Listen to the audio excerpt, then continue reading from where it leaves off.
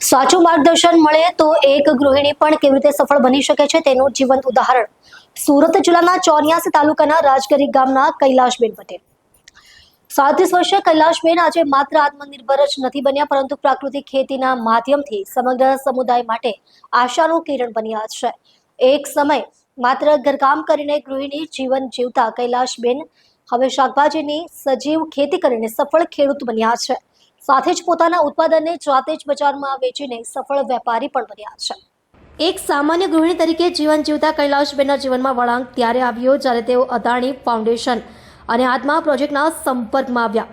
તાલીમ દ્વારા તેમણે રાસાયણિક ખેતી છોડી જીવન અમૃત અને વર્મી કમ્પોસ્ટ જેવા જૈવિક ખાતરો બનાવવાની કળા હસ્તગત કરી। શરૂઆતમાં ટેકનિકલ બાબતોમાં મુશ્કેલી પડી પરંતુ ડિજિટલ પ્લેટફોર્મ અને સોશિયલ મીડિયાના ઉપયોગથી તેમણે નિષ્ણાતો પાસેથી માર્ગદર્શન મેળવીને ખેતીને વિજ્ઞાન સાથે જોડીને પરિવારની એકદમ પડતર જમીને ફળદ્રુપ બનાવી છે।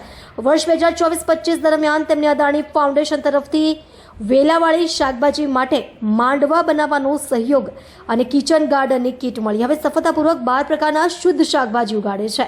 તેમના ઉત્પાદનોની ગુણવત્તા એટલી ઉત્તમ છે કે કૃષિ વિજ્ઞાન કેન્દ્રના નિષ્ણાંતોએ પણ તેમની પીઠ થાબડી છે। કૈલાશબેનનું બજાર કૌશલ્ય પણ એટલું જ ખીલ્યું છે। સુરતના વેસુ સ્થિત પ્રાકૃતિક ખેતી બજારમાં કાયમી સ્ટોલ દ્વારા તેઓ સીધા શહેરી ગ્રાહકો સાથે જોડાયા છે।